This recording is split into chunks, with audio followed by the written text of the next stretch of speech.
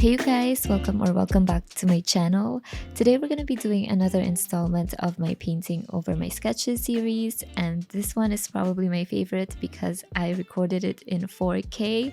Something I've always wanted to show you guys is the textures of gouache in real life because it looks so different from how it looks on video, and I think I finally captured that with this one. I did have to record in 4K, but let me know if you guys like how it looks, and I will do my future videos in 4K as well. If you're interested in this style, I finally uploaded a tutorial for this with focus on water control and color mixing. So if you guys want to see that, it will be on my Patreon, which will be linked in the description. Today we're going to be painting Devon Aoki, and I've been wanting to paint her for a while, and Pinterest finally convinced me to do so. By the way, if you're interested in my reference photos, my Pinterest board to those will be in the description as well. So the colors that I'm using is just a mixture of all of my gouache brands. I also decided to pour my gouache fresh today so you guys can see how thick it is and how little I actually use for these paintings. So while I am using a lot of convenience colors, I do still try to mix the exact ones that I want. And also I really like how you can see how easily this gouache covers the very intense line work underneath. And by the way, I still used my red ballpoint pens for this. I did film the line work sketching, but I decided ultimately to focus on the painting process for this so I can really show you guys the texture of gouache up close.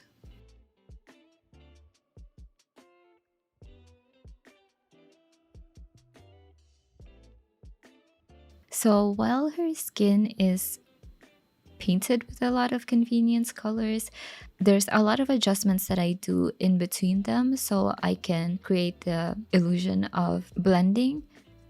And that's one of the main things that I wanted to show in this video is because I get so much questions asking about blending with gouache, I wanted to show you guys how little I actually do that in this series. So there's a lot of different shifts in the colors that I mix, and because they're so subtle in between, and because I'm using such a small brush, it just looks like it's well blended in.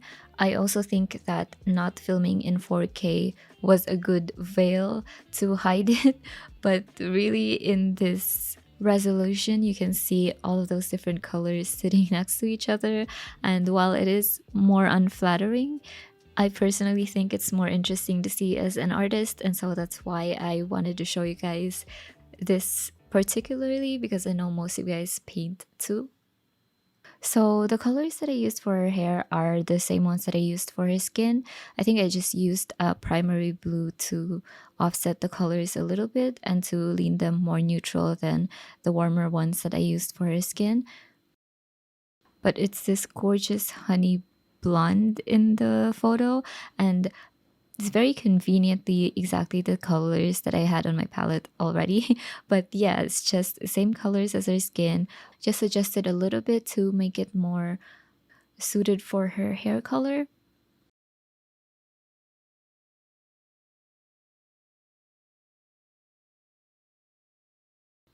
So a couple of months ago, I got to join Sketches and Scrubs live stream to do a demonstration in this style, and that was so fun because it really opened my eyes to what other people see when I do these gouache paintings, and it also opens my eyes to the difference in my process better, and so I can talk about it from a different perspective than I would normally do. So one of those things that doesn't really show on camera is how much color mixing actually goes into painting. So while these sketches are really small and I try to edit the videos to not be too long, it's actually at least a few hours of work for me to finish just this one small painting. So there's a lot of things that come into painting and drawing people only for a few years. That just comes with experience. So you notice a lot of the changes in people's face structures, and you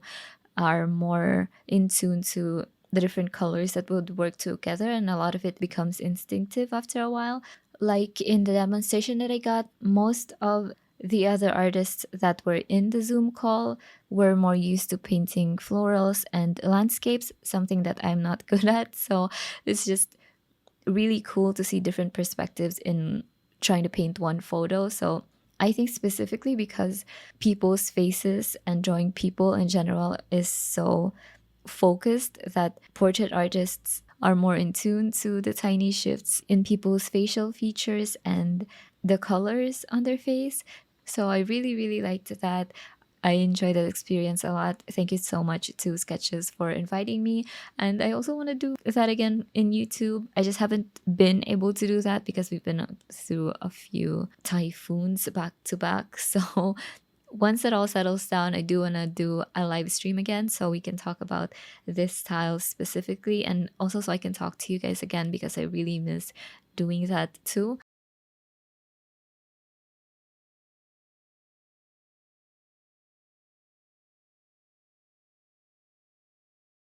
The colors on her shirt are taken directly from one of my other older paintings with Anne Hathaway for Princess Diaries, I think, where I oversaturated the colors on her shirt to make them look more blue, and I ended up really liking it, so that's what I'm doing for here. I shifted it to be cooler and more saturated than how it actually is, so it can blend in well with the other colors that I chose for the painting. And having such a vibrant color for her shirt makes everything else look more natural. Where before, when we didn't paint her shirt yet, the colors on her skin looked almost too warm, especially without the hair first. But now that everything is coming together on the painting, we can really just see how these colors would work with each other. It's also a very sneaky way to make the painting my own style, even though the colors really were just taken from the reference photo, just pumped up in saturation. Get a lot of questions about developing your style when most of the time it just comes naturally from experience and from doing it too much. But things like color picking was one of those things that I really had to take a while to develop. So there's a lot of times where I would just look at other people's paintings and figure out what makes them so attractive to me.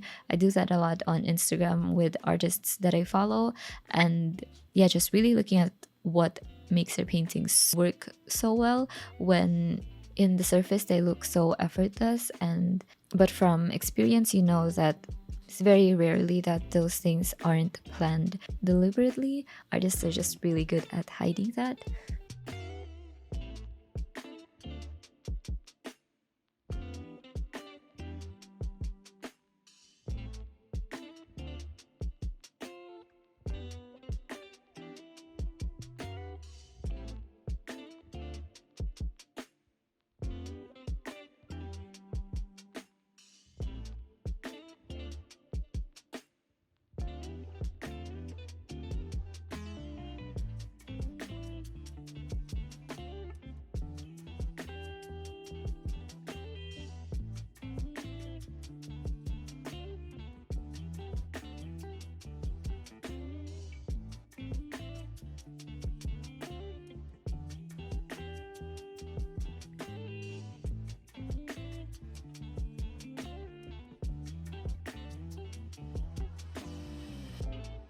For the second one on the spread, I really like it because it's so small that I could have my camera so close to my sketchbook, and so you really get to see the textures on here. But I think for this one, it shows how thickly I used my gouache. I usually use my gouache very thick for this series, but this one specifically, I think I just used even more thick than I would normally.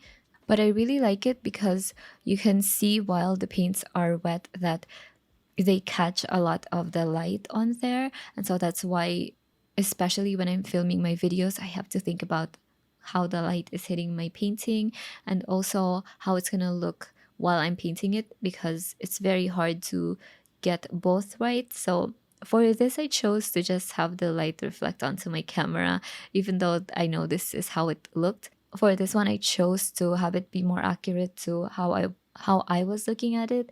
But it's still very interesting because you can really see how these colors shift when they're dry, and how these colors look so different when they're dry versus when they're wet. And while most of that also just is a consequence of how gouache works as a medium, a lot of it is still also how much water is reflecting the light onto our eyes. And for this, I also made sure that I use the same color that I used for her shirt on the ones that I was going to use for her teeth and her eyes. And in doing that, I'm calming down the intensity of the colors because that's how color relativity works. I couldn't do that with my other one because her eyes and her teeth weren't really showing. But for this, I love how we really get to see her face. And I also love that the textures are more exaggerated for this one. It's just so fun to see a painting of mine in such crisp detail like this, because I don't think I show it that much in my other videos. Another very sneaky thing I do with this style is to have a contrasting color to muddy up the very bright ones. So, like I talked about before, I deliberately made everything very saturated and punchy. So, like, the colors of her hair aren't really this bright, and she's also not really this pink in the photo. But because I chose to make them this saturated, I had to make sure that I would have a contrasting color bring them all together. So to do that, I just used my blue. I made sure that I mixed my blue in on her hair, so that's why you see those little streaks of green in her hair. And I also did the same thing to some of the shadows on her face. While it doesn't look like they're really there, the green just made those shadow colors look more gray, and so there's just those differences in the saturation of the colors that will make them work well together more.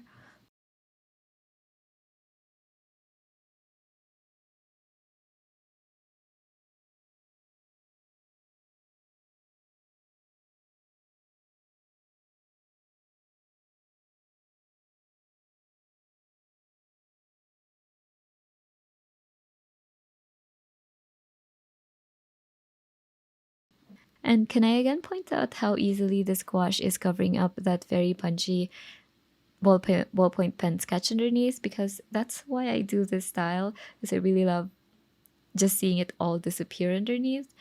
I think it's such a good thing to do on video, and it's just as satisfying to do it in real life as it looks on film.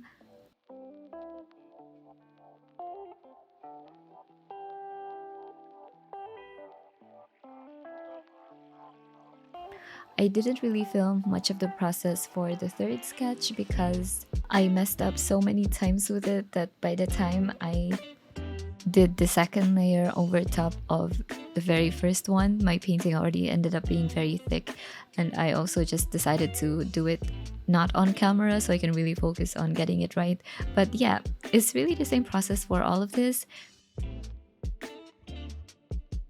After I painted every single one, I made sure that I looked at the entire spread and poured out another batch of paint so I can use one uniform color to bring them all together. But after that, I am already done with the sketch. I really like how all of these turned out. But I hope you guys enjoyed watching the process too. And again, if you guys want to see a tutorial for this one, I have one uploaded on Patreon, as well as real-time watercolor and sketching tutorials. The link to that will be in the description. Thank you guys so much for watching. Thank you to my patrons for supporting me, and I will be seeing you guys again soon.